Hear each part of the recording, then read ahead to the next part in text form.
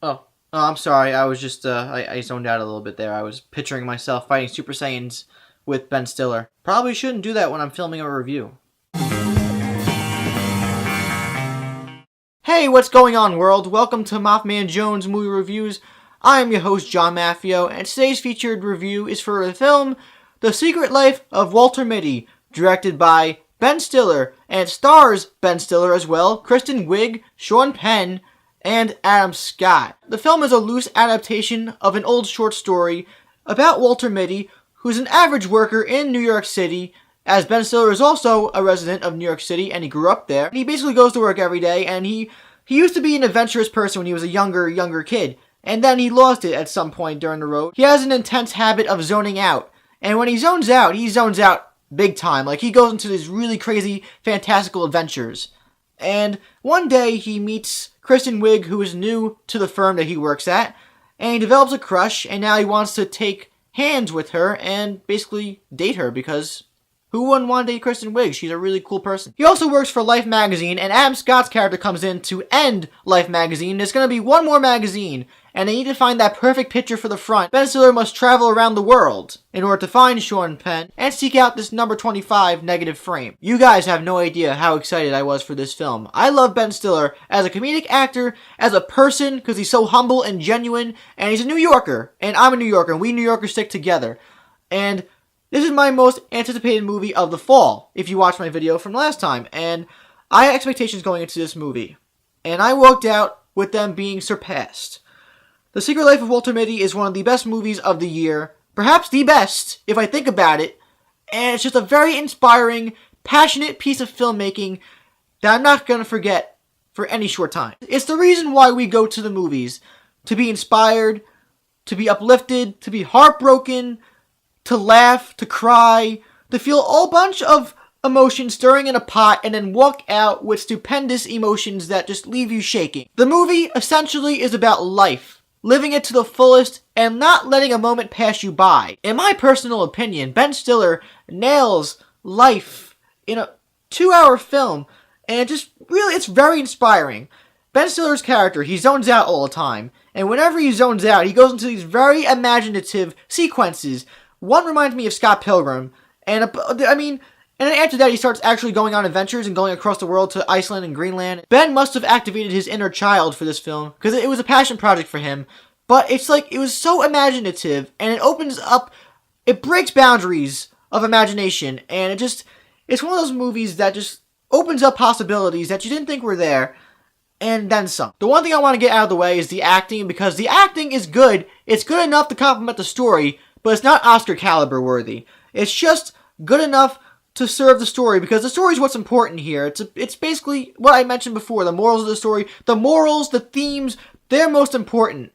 And the visual aspect, because the cinematography in this movie is absolutely gorgeous. The direction from Ben Stiller's directing is also inspiring and stunning, and it left me in awe for most of the movie. It's also very funny, with this really quirky humor that not everybody's going to laugh at. Not every joke succeeds to the highest degree, but it's humor that comes from the characters. Another aspect of the film that I loved so dearly was the soundtrack.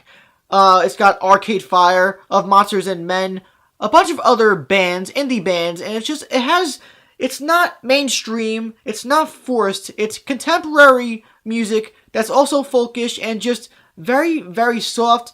But it fits the movie. It fits the atmosphere of the movie. It almost can't be argued against, in my opinion, because music definitely elevates a film, and it elevates moments in a film, because when I think of certain songs from the movie, I think of certain scenes, and a lot of scenes in this movie are very memorable, and they leave imaginative impressions that will not leave your brain for days.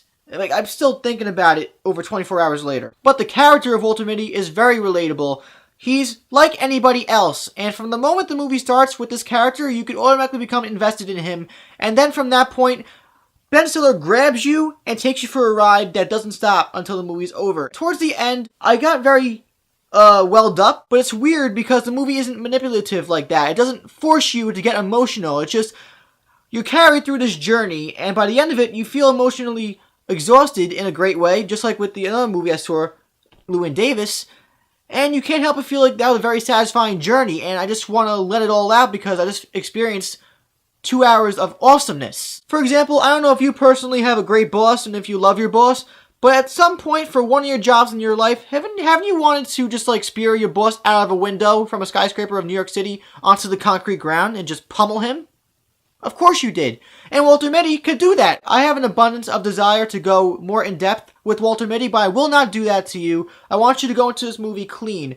It shows how competent of director Ben Stiller has been in the past and will be in the future. He's matured as a person and a director in the field.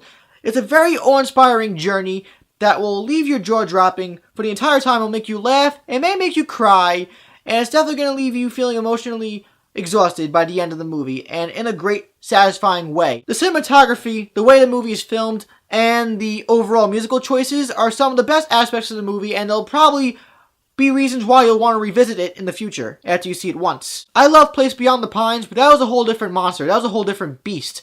That was a very serious film, and you have to be prepared to watch a movie like that. Walter Mitty was so much more enjoyable than that, and it might be my favorite movie of the year so far.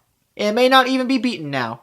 It's gonna be tough. I'm gonna give Walter Mitty a 4.5 out of 5 stars. It's a darn good Applebee's meal. I cannot wait to see it again, and I hope you do when it comes out on Christmas Day. If you also attended New York Film Festival and saw Walter Mitty, let me know what you thought about it in the comments down below. Only a select few of the worldly population of 7 billion live in New York, so if you don't, are you looking forward to seeing Walter Mitty on Christmas? Because you should. Please subscribe to my channel, MaffmanJones, and like the video if you don't want to miss another review from me.